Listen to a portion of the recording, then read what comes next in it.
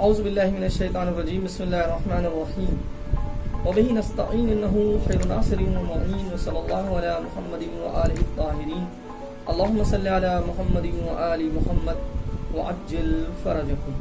محترم ناظرین السلام علیکم۔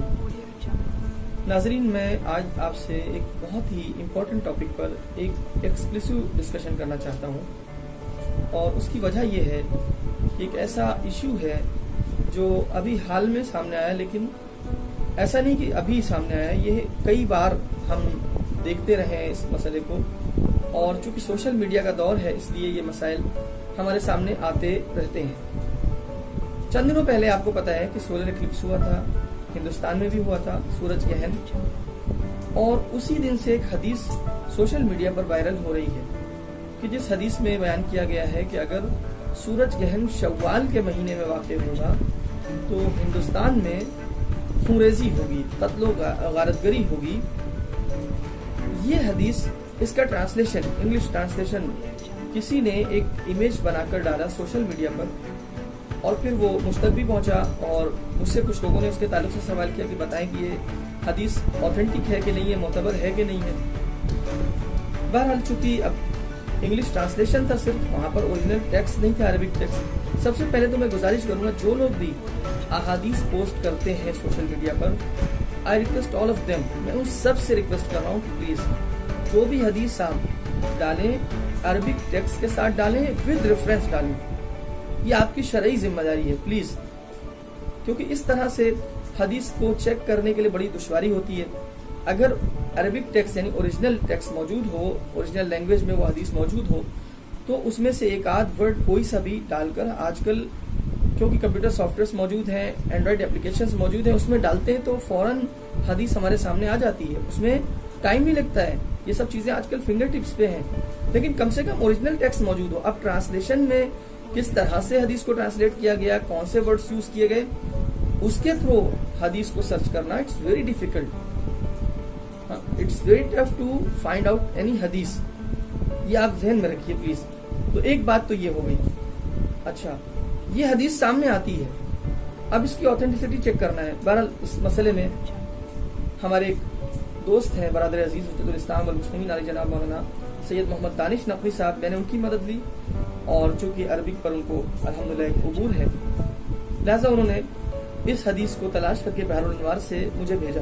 جب عربک ٹیکسٹ میرے پاس آ گیا تو میں نے پھر اس کی مزید تحقیق شروع کی۔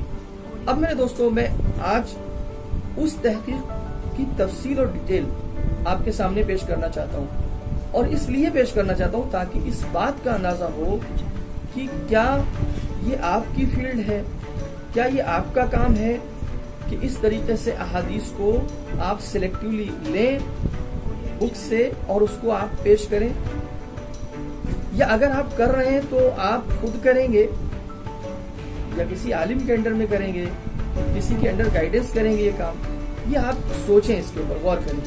اس لیے میں آج یہاں ڈیٹیل ڈسکشن کرنا چاہ رہا ہوں۔ اب دیکھیں، 2-3 مسئلے ہیں، ان پہ میں جلدی آپ کی خدمت میں پہلے کچھ گزارشات کروں۔ پہلی بات یہ ہے کہ لوگ احادیث کو، سلیکٹڈ احادیث کو اٹھاتے ہیں جو انہیں ریلیونٹ لگتی ہیں، چلیے کوئی مسئلہ نہیں، پھر اس میں سے بھی سلیکٹڈ پارٹ لیتے ہیں، احادیث کو کٹ کرتے ہیں اپنے حساب سے۔ اب اس میں انٹینشن کیا ہوتی ہے مجھے نہیں معلوم، وہ خدا بہتر جانتا ہے، انٹینشنلی یا ان انٹینشنلی احادیث کے پارٹس کو کٹ کرتے ہیں۔ اب اس میں ہوتا یہ کئی بار کہ احادیث کا کانٹیکسٹ کھو جاتا ہے، احادیث کا کانٹیکسٹ پتہ نہیں چلتا کس کانٹیکسٹ میں بات کہی گئی ہے، اور جب کانٹیکسٹ کھو جاتا ہے احادیث کا تو اس سے اس کی میننگ نکالنا بھی سخت ہو جاتا ہے۔ آپ کی ہی اگر کوئی بات ہو اور اس میں کانٹیکسٹ نہ بیان کیا جائے تو پھر مشکل ہوتی ہے، آپ کی بات کا مطلب سمجھنا یہ سخت ہو جاتا ہے، یہ آپ سب بہتر جانتے ہیں۔ یہی کام آج ہو رہا ہے علماء کے بیانات کے سلسلے میں، ان کے اسٹیٹمنٹس کے سلسلے میں، ان کی مجلسوں کے سلسلے میں، ان کے درس کے سلسلے میں، کہ اس میں سے بھی کچھ لوگ انٹینشنلی یا ان انٹینشنلی، ان کے چاہنے والے یا ان کے مخالف، وہ آ کر کے ایک سلیکٹیو پارٹ لیتے ہیں اور اس کو لا کے سوشل میڈیا پہ وائرل کرتے ہیں۔ میں مانتا ہوں سوشل میڈیا کی وجہ سے اب آپ ڈیٹیل باتیں سننا پسند نہیں کرتے، دیکھنا پسند نہیں کرتے، آپ کو 1-2 منٹ کے اندر سارا میٹر چاہیے، یہ بھی میں مانتا ہوں۔ حالانکہ کانسنٹریشن ختم ہوا ہے سوشل میڈیا کی وجہ سے، یہ آپ ایکسپٹ کریں گے۔ یہی وجہ ہے کہ آپ 1-2 منٹ کے بعد چاہتے ہیں چینج ہو جائے، میں کچھ اور دیکھوں. لہٰذا 1-2 منٹ کے بعد کوئی کسی کی بات سننا نہیں گوارا کرتا. یہ بھی ایک فیکٹ ہے. لیکن اس کی وجہ سے یہ ہو رہا ہے کہ انکمپلیٹ انفارمیشن ڈیلیور ہو رہی ہے, ناقص انفارمیشن پہنچ رہی ہے. تو اب آپ دیکھیں کہ سب سے پہلا مسئلہ ہے کہ احادیث کٹ کر کے پیش کی جا رہی ہیں, علماء کے اسٹیٹمنٹس کٹ کر کے پیش کیا جا رہے ہیں, ویڈیو کلپس کو کٹ کیا جا رہا ہے اپنے اعتبار سے جیسا چاہتے ہیں اس اعتبار سے, اور اس سے وہ نتیجہ دیتے ہیں جو وہ خود چاہتے ہیں. اس میں کچھ لوگوں کی نیت خیر بھی ہوتی ہے اور کچھ لوگوں کی نیت بری بھی ہوتی ہے. یہ ایک مسئلہ. دوسرا مسئلہ یہ ہے کہ آپ مجھے بتائیں کہ جو بھی آپ کے پاس ہے احادیث ہے وہ سیکنڈ ہینڈ انفارمیشن ہے. کیوں میں کہہ رہا ہوں سیکنڈ ہینڈ؟ اس کی فرسٹ لینگویج آپ کو آتی نہیں ہے, original language means Arabic. Arabic سے آپ ناواقف ہیں, آپ ٹرانسلیشن پڑھ رہے ہیں اردو کا یا انگلش کا یا کسی اور لینگویج میں. اب سوال یہ ہے کہ کیا ٹرانسلیشن اوریجنل لینگویج کا حق ادا کر پاتا ہے؟ اس میں بھی کئی سارے فیکٹرز آ جاتے ہیں. کیا ٹرانسلیٹر امانت دار تھا؟ کیا ٹرانسلیٹر ایلیجیبل تھا؟ اچھا امانت دار اور ایلیجیبل بھی تھا, کیا لینگویج میں جس لینگویج میں ٹرانسلیٹ کیا جا رہا ہے سیکنڈ لینگویج جو ہے اس میں گنجائش بھی تھی کہ اس اوریجنل لینگویج کی باتوں کو ایز اٹ از پہنچا سکے, یا اس کے ہاں لمیٹیشن تھی, الفاظ کی لمیٹیشنز تھی, باؤنڈیشنز تھی, محدودیت تھی, اور ایسا بہت ممکن ہوتا ہے. تو کئی بار اسی لیے جو بات کسی اوریجنل لینگویج میں کہی جاتی ہے ایز اٹ از دوسری لینگویج میں ٹرانسفر نہیں ہو پاتی ہے. کسی لینگویج میں کوئی محاورہ ہوتا ہے, کسی لینگویج میں کوئی لفظ کسی خاص میننگ میں کسی خاص کانٹیکسٹ میں یوز ہوتا ہے, آپ کی لینگویج میں اس طرح کا لفظ ہی نہیں ہے مثلا. تو یہ دوسرا مسئلہ ہے, اس پر توجہ کی ضرورت ہے. اور تیسری بات یہ ہے کہ چونکہ آپ زبان سے واقف نہیں ہیں, گرامر سے واقف نہیں ہیں, عربی ایک وسیع زبان ہے, ایک نازک زبان ہے, ظریف زبان ہے, باریکیاں ہیں اس کے اندر, ڈیپس ہیں اس کے اندر, آپ اس سے واقف نہیں ہیں, اوریجنل ٹیکسٹ آپ پڑھ نہیں سکتے ہیں. نتیجہ یہ ہے کہ آپ کیسے سمجھ پا رہے ہیں, آپ کتنا سمجھ پا رہے ہیں, آپ خود سوچیں اس کے. لہذا میں عرض کرنا چاہتا ہوں آپ کی خدمت میں کہ اس حدیث کے تعلق سے کیا ہوا. جب اس حدیث کا اوریجنل ٹیکسٹ ہمارے سامنے آیا تو جب میں نے اس کو سرچ کیا تو یہ حدیث بہار الانوار کی 55 نمبر جلد کے صفحہ نمبر 332 پہ ایک ایڈیشن کے اعتبار سے میں عرض کر رہا ہوں, صفحہ نمبر 332 پر ملی. اور اس کے اندر جو چیپٹر تھا وہ تھا تتمہ کتاب السماء والعالم, اور اس کے اندر جو اس چیپٹر کے اندر جو سب چیپٹر تھا یعنی اس کے اور بھی پارٹس تھے, ابواب, تو تتمہ ابواب کلیات احوال العالم وما یتعلق بالسماویات, یہ اس کے اندر سب چیپٹر. اس کا بھی ایک سب چیپٹر باب ما یتعلق بالنجوم, نجوم سے متعلق ایک چیپٹر, سب چیپٹر. وہ یناسب احکامہ, اور وہ چیزیں جو مناسب ہیں علم نجوم کے, کہاں سے لی گئی ہیں؟ من کتاب دانیال وغیرہ, حضرت دانیال نبی کی کتاب سے اور ان کے بیانات سے لی گئی ہیں, اور اس کے علاوہ بھی یہ وہاں پر یہ حدیث موجود ہے. لیکن جب اس حدیث کا ہم نے اس حدیث کی سند دیکھی تو سند کے اعتبار سے پتہ چلا کہ یہ حدیث لی گئی ہے ایک اور کتاب سے. اس کتاب کا نام ہے قصص الانبیاء. یہ کتاب کس نے لکھی ہے, اس کے رائٹر کون ہیں؟ اس کے رائٹر ہیں قطب الدین سعید ابن ہیبت اللہ راوندی, جن کی وفات ہوئی ہے 573 ہجری میں, 573 ہجری میں ان کی وفات ہوئی ہے. ایک بڑے عالم تھے, محدث تھے اور متکلم تھے, فلسفی تھے, مؤرخ تھے بہت بڑے, اور مفسر بھی تھے, اور شیعہ عالم ہیں. ان کی قبر قم میں موجود ہے, حرم میں حضرت معصومہ سلام اللہ علیہا میں ان کی قبر موجود ہے. ان کے استاد تھے فضل ابن حسن تبرسی, جو صاحب تفسیر مجموع البیان ہے. مجموع البیان تفسیر انہی کی لکھی ہوئی. یا ان کے دوسرے استاد ہیں مشہور استاد شیخ ابو جعفر حلی. ان کی اور بھی بہت ساری بکس ہیں جیسے فقہ القرآن, احکام الاحکام, الاختلاف بین مفید والمرتضی, یعنی شیخ مفید رحمۃ اللہ علیہ اور سید مرتضی کے درمیان جو نظریاتی اختلاف ہیں ان کے اوپر, اسباب النزول, تحافت الفلاسفہ. اس طرح کی کتابیں اور بھی انہوں نے لکھی ہیں. یہ کتاب جو ہے قصص الانبیاء, اس کے اندر تاریخ ہے اور بائیوگرافی ہے انبیاء کی. اس ٹاپک پر یہ کتاب لکھی گئی ہے. اس کے اندر 20 چیپٹرز ہیں. حضرت آدم علیہ السلام سے تذکرہ شروع ہوتا ہے اور اس کے بعد کرونالوجیکل آرڈر میں آگے بڑھتے ہوئے حضرت نوح, حضرت ادریس علیہ السلام اور دیگر انبیاء تک پہنچتا ہے. اور اس کے جو لاسٹ 2 چیپٹرز ہیں, یعنی سیکنڈ لاسٹ اور لاسٹ چیپٹر نمبر 19 اینڈ 20 یہ ہمارے آخری نبی حضرت محمد مصطفیٰ صلی اللہ علیہ وسلم سے ریلیٹڈ ہے، اور اس کے ہر باب میں بھی کچھ سب چیپٹرز ہیں، کچھ فصلیں ہیں۔ اس کتاب کے تعلق سے بعض علماء کہتے ہیں کہ یہ کتاب لکھی ہوئی ہے سید فضل اللہ راوندی کی، اور بعض علماء کہتے ہیں ہو سکتا ہے دو الگ الگ کتابیں ہوں اسی نام سے، قصص الانبیاء کے نام سے، اور چونکہ یہ دو الگ الگ عالم ہیں، ایک قطب الدین راوندی ہیں اور ایک سید فضل اللہ راوندی ہیں، ہو سکتا ہے یہ دونوں کتابیں دونوں علماء نے لکھی ہوں الگ الگ ایک ہی نام سے، حالانکہ اس کا احتمال کم لگتا ہے لیکن ممکن ہے، علماء نے یہ بھی پروبیبلٹی ظاہر کی ہے۔ اب اس کتاب میں دیکھیے غور کیجئے گا، حدیث جو بیان ہوئی ہے، پہلی بات تو جس نے بھی حدیث پیش کی اس نے اپنے اعتبار سے حدیث کو کٹ کیا اور جتنا اس کو ریلیونٹ لگا اس نے اس کو پیش کر دیا۔ حدیث کچھ اس طرح سے تھی، اس کے اندر ایک چیپٹر ہے جس میں فی علامات کسوف الشمس فی الاثنا عشر شہرن، یعنی 12 مہینوں میں جو سورج گرہن ہوگا اس کے بارے میں ہے، اس کی علامتوں کے بارے میں ہے۔ اس میں بیان کیا گیا کہ اگر محرم میں سورج گرہن ہوگا تو اس کا نتیجہ کیا ہوگا، اور اگر سفر میں ہوگا تو کیا ہوگا، ربیع الاول میں ہوگا تو کیا ہوگا، پورے 12 مہینوں کا اسی طریقے سے قمری مہینوں کے بارے میں بیان کیا گیا۔ اسی میں شوال کے بارے میں اس طرح لکھا ہوا ہے کہ اذا انکسفت فی الشوال فانه یکون فی ارض الہند والزنج قتال شدید ویکثر نبات الارض بالمشرق۔ اب یہ والا حصہ کاٹ دیا گیا، ویکثر نبات الارض بالمشرق، یہ حصہ جس نے بھی حدیث لی اس نے کاٹ دیا۔ کیا تھا حدیث کا مطلب؟ کہ اگر شوال کے مہینے میں سورج گرہن ہوگا تو ہندوستان کی سرزمین پر اور بحرین میں، اب دیکھیں اس کو بھی کٹ کر دیا گیا، بحرین میں ایک چھوٹا سا گاؤں ہے منامہ کے پاس، منامہ جو بحرین کی کیپٹل ہے وہاں کے پاس ایک چھوٹا سا گاؤں ہے، اس کا نام ہے زنج۔ تو ہندوستان کے ساتھ زنج کا بھی تذکرہ ہے لیکن لکھنے والے نے اس کو مینشن نہیں کیا، حدیث کو پیش کرنے والے نے کہا کہ ہندوستان کی سرزمین پر اور زنج میں جو کہ منامہ کے پاس ایک چھوٹا سا قریہ ہے وہاں پر قتال شدید ہوگا، شدید خونریزی ہوگی، قتل و غارت گری ہوگی۔ یہ ہو گیا نگیٹو ایسپیکٹ، اسی یا کہہ سکتے ہیں نگیٹو ریزلٹ ہو گیا اس بات کا کہ اگر جب شوال میں سولر ایکلپس ہوگا تو اس کا یہ نگیٹو ریزلٹ ہوگا، لیکن پازیٹیو ریزلٹ کو بھی اسکپ کر دیا گیا اور اگنور کر دیا گیا، اور پیش کرنے والے نے حدیث کو پیش کرنے والے نے اس کو بیان نہیں کیا۔ اور وہ پازیٹیو ریزلٹ کیا تھا؟ وہ یکثر نبات الارض بالمشرق، اور ایسٹ میں زمین سے اگنے والی چیزیں زیادہ ہو جائیں گی، یعنی کہ اس کا مطلب ایسا محسوس ہو رہا ہے کہ شاید اناج زیادہ پیدا ہوگا یا ہری سبزیاں زیادہ پیدا ہوں گی، ہری بھری چیزیں زیادہ پیدا ہوں گی۔ تو یہ پازیٹیو بھی ہوا نا، آپ دونوں کیوں نہیں پیش کرتے؟ پہلی بات تو یہ ہے کہ آپ جب پیش کر رہے ہیں آپ نے صرف ہندوستان کا نام کیوں پیش کیا، زنج کو کیوں آپ نے مائنس کر دیا؟ آپ نے یہ پازیٹیو ایسپیکٹ کیوں نہیں دکھایا لوگوں کو؟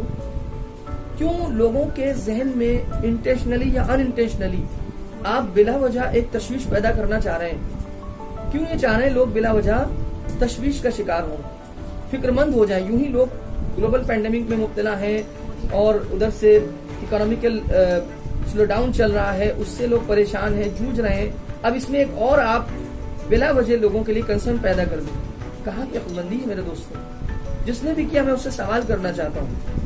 اب آتے ہیں سند کے اوپر بات کرتے ہیں اور پھر اس حدیث کی دلالت پر بھی میں کچھ باتیں عرض کروں گا آپ کی خدمت میں۔ سند کے تعلق سے میں عرض کر دوں آپ کی خدمت میں کہ قصص الانبیاء نے جو سند اس کی بیان کی ہے، قصص الانبیاء کتاب میں یہ جو حدیث ہے وہ جلد نمبر 1 پیج نمبر 232 پر بیان ہوئی ہے۔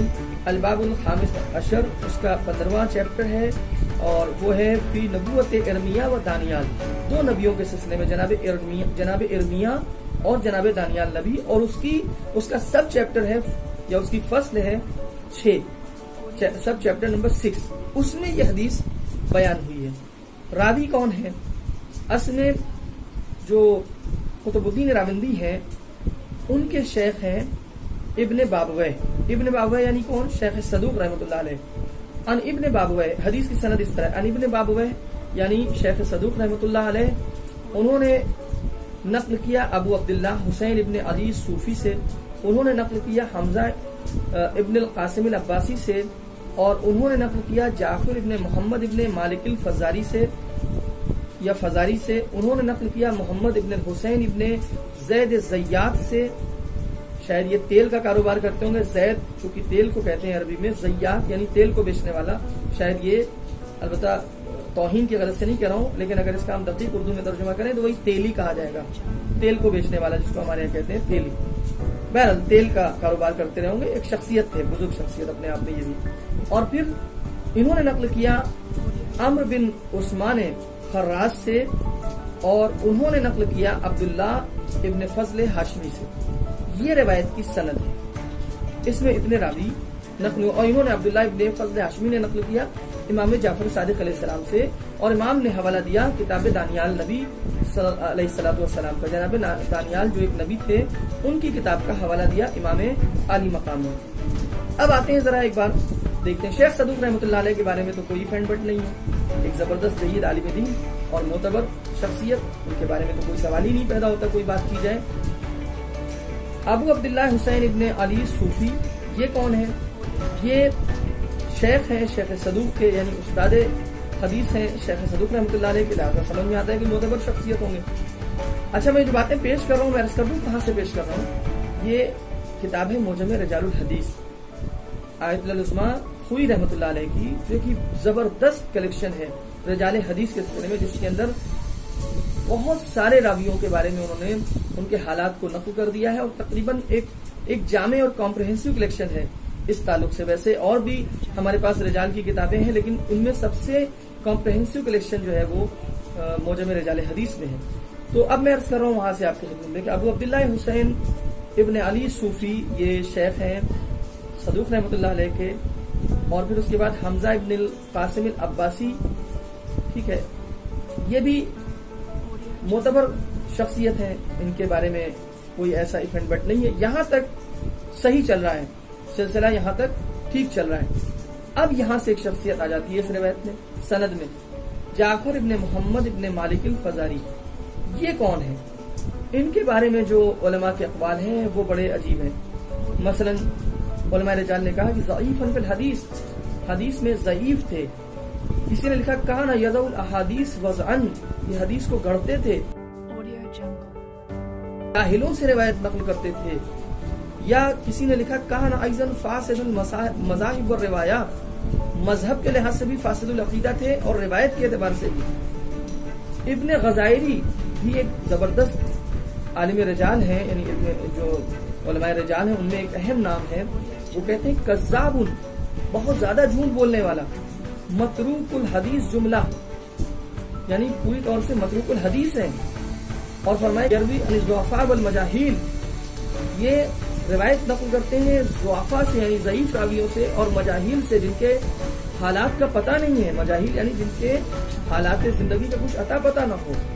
بعد میں عجیب جملہ انہوں نے لکھا کل عیوب الضعفاء مجتمعۃ فیہ، جتنے بھی ضعیف راویوں کے عیب ہوتے ہیں اور کمیاں ہوتی ہیں وہ ان کے اندر جمع ہیں. عجیب. البتہ یہ ہے کہ بعض علماء نے ان سے، یعنی بزرگ ہمارے جید علماء نے ان سے احادیث کو نقل کیا ہے. جیسے کہ اس کو معجم رجال حدیث میں آیت اللہ خوئی رحمۃ اللہ علیہ نقل فرماتے ہیں شیخنا النبیل الثقہ ابو علی ابن حمام، یا فرمایا شیخنا الجلیل الثقہ ابو غالب الزراری. ان شخصیتوں نے ان سے حدیث کو نقل کیا ہے. لیکن آخر میں آیت اللہ خوئی رحمۃ اللہ علیہ فرماتے ہیں کہ چونکہ ان کی بہت زیادہ ان کی جو ہے وہ تکذیب ہوئی ہے اور ان کی تضعیف ہوئی ہے، بلکہ تکذیب نہیں تضعیف ہوئی ہے، ان کی بہت زیادہ ان کو ضعیف قرار دیا گیا ہے دیگر علماء کے طرف سے، لہٰذا ہم ان کو معتبر نہیں ٹھہرا سکتے. تو اب یہاں سے بات آ جاتی ہے کس کی؟ ان شخصیت کی، جعفر ابن محمد ابن مالک الفزاری. اور اس کے بعد پھر محمد ابن حسین ابن زید زیات، یہ بھی ٹھیک ہے، معتبر شخصیت ہے.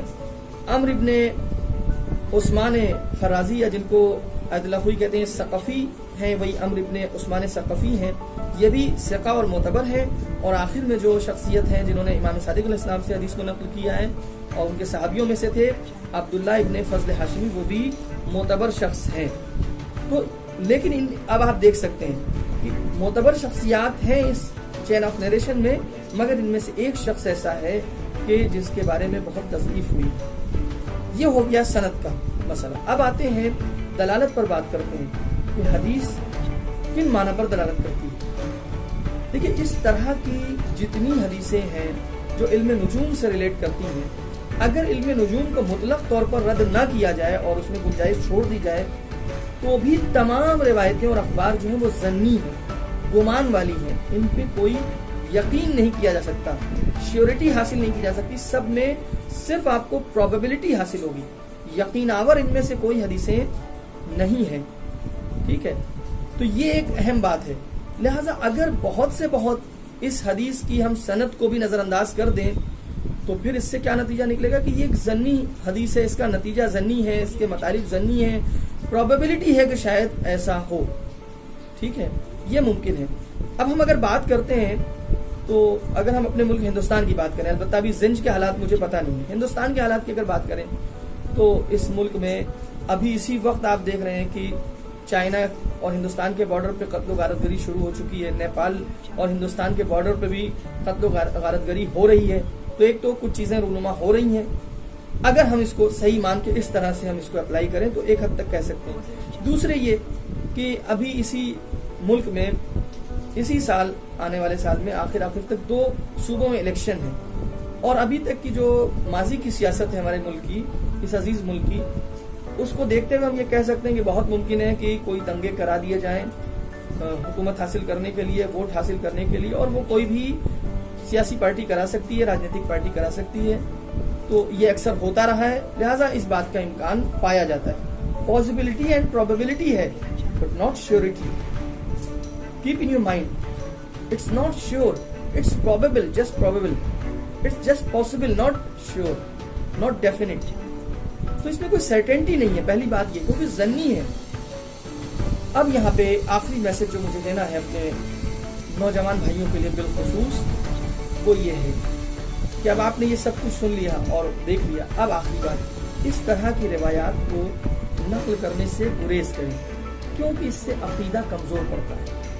اسی طرح جو علائم ظہور کے سلسلے میں روایتیں ہیں، اس میں بھی اکثر علامتیں غیر حتمی ہیں، غیر یقینی ہیں، ان کو بھی اس طرح نہ نقل کریں کہ جیسے سننے والوں کو یا دیکھنے والے یا پڑھنے والوں کو یقینی لگیں۔ یقینی علامتوں کو صرف آپ فورس کریں، ان کے اوپر آپ ایمفسائز کریں۔ جو ظنی علامتیں ہیں اور جو غیر حتمی علامتیں ہیں ان کو اتنا زیادہ آپ ایمفسائز نہ کریں، اور اگر بیان کریں تو واضح کر کے بیان کریں تاکہ کوئی کنفیوژن اور ڈاؤٹ پیدا نہ ہو۔ اب اس کے بعد ہم کیا کریں؟ آپ پوچھیں گے ہم کیا کریں، ہماری ذمہ داری کیا ہے؟ میں عرض کرتا ہوں آپ کی خدمت میں آخر میں کہ عقائد کے سلسلے میں جو روایتیں ہیں ان کو پڑھنے میں یہ کریں کہ احتیاط کریں اور علماء کی رہنمائی میں پڑھیں، کیونکہ اس میں بھی بعض ایسی روایتیں ہیں کہ ہو سکتا ہے کہ آپ اس کو خود سے نہ سمجھ سکیں۔ البتہ علماء کی رہنمائی میں پڑھیں، اپنی عقل سلیم سے پرکھیں، یعنی جو عقل کے اصول ہیں ان کے اوپر پرکھیں، کیونکہ ہم کو عقائد اپنی عقل سے تسلیم کرنا ہے، تو عقل میں آئے گی تو مانیں گے، نہیں آئے گی تو نہیں مانیں گے۔ روایتیں تائید کے لیے ہوتی ہیں، سپورٹ کے لیے ہوتی ہیں، عقائد کو ہمیں اپنی عقل سے اختیار اور انتخاب کرنا ہے۔ فقہی روایات کے بارے میں یہ کام بہت ہو رہا ہے۔ دیکھیں، اگر آپ مقلد ہیں، اگر آپ تقلید کرتے ہیں تو فقہی روایات کا مسئلہ مجتہدین اور مراجع کے اوپر چھوڑ دیں، کیونکہ انہوں نے تحقیق کی ہوئی اور تحقیق کر رہے ہیں۔ فقہی روایت آپ کے سامنے کوئی کسی مسئلے میں پیش کرے، آپ کہیں کہ مجھے نہیں معلوم، مجھے اپنے مرجع کا فتویٰ دیکھنا ہے، اگر انہوں نے اس تعلق سے کوئی فتویٰ دیا ہوگا تو میں مانوں گا، نہیں تو نہیں مانوں گا، کیونکہ مجھے نہیں پتا یہ حدیث کیسی ہے، میں تحقیق کر نہیں سکتا۔ ہاں یہ ضرور ہے کہ ہمارے مرجع نے اس کے اوپر ضرور نظر ڈالی ہوگی اور تحقیق کی ہوگی، کیونکہ وہ تمام روایات کو مد نظر رکھ کے ہی کوئی فیصلہ کرتے ہیں اور کوئی فتویٰ دیتے ہیں، اور اسی میں ان کی زندگی صرف ہو جاتی ہے، بال سفید ہو جاتے ہیں، اور ایک ایک مسئلے کو حل کرنے کے لیے کبھی کبھی کئی مہینے محنت کرنا پڑتی ہے ان کو۔ اب کیا کریں پھر؟ کیا ہم حدیث کو چھوڑ دیں، احادیث سے ہمارا رابطہ ختم ہو جائے؟ نہیں میرے دوستوں، آپ اخلاقی احادیث کو پڑھیں جس میں اخلاقی نصیحتیں موجود ہوں، اور ایسی احادیث کی جو ہماری عقل بھی قبول کرے اور عقلی اصولوں کے مطابق ہوں، وہ اخلاقی حدیثیں جس میں نصیحتیں کی ہیں معصومین علیہ السلام نے، تاکہ ان کو پڑھ کر ہم موٹیویٹ ہوں، ہم اپنے کردار کو بہتر بنائیں، اپنے اخلاق کو بہتر بنائیں، اور ایسے بنے کہ جیسا فرمایا کونوا لنا زینا ولا تکونوا علینا شینا، ہمارے لیے باعث زینت بنو اور خدا نخواستہ باعث ذلت اور رسوائی نہ بنو۔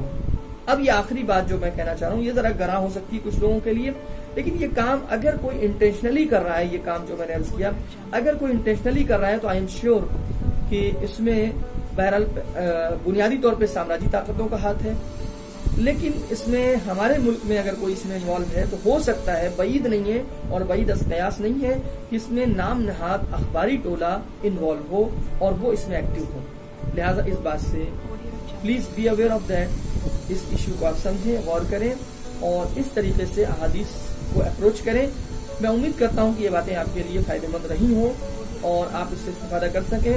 میں نے ڈسکشن اس لیے لمبا کیا تاکہ اب آپ محسوس کریں کہ ایک حدیث تھی، اس کو سرچ کرنے میں کتنا کام کرنا پڑا، یہ کام آپ کا تھا یا نہیں تھا. آپ خود محسوس کر لیں کہ کیا یہ کام آپ کر سکتے تھے، یہ کام آپ کا تھا، کیا آپ کر پاتے اس طرح سے سند کی تحقیق، اس طرح سے آپ اس کے میننگ لے سکتے ہیں، اس طرح سے جا کر کے آپ دیکھ سکتے ہیں یہ حدیث پہلے کہاں نقل ہوئی ہے، کیونکہ بحر الانوار تو بعد کی کتاب ہے، انہوں نے بھی اس کو لیا ہے قصص الانبیاء سے. مگر میں یہ جو بات آج آپ کے خدمت میں جو عرض کر رہا ہوں، یہ بات صرف اس حدیث کے ریگارڈنگ نہیں ہے، یہ ایک جنرل بات ہے. اس سے کچھ جنرل میں نے کنکلوژنس اور جنرل میسیجز دیے ہیں، اس کو پلیز آپ لوگ نوٹس کریے گا اور ان کو نظر میں رکھیے گا. میں امید کرتا ہوں انشاءاللہ کہ ہمارے نوجوان میری ریکویسٹ کو سمجھیں گے، میری گزارش کو سمجھیں گے اور اس پر آئندہ عمل کریں گے. والسلام علیکم ورحمۃ اللہ.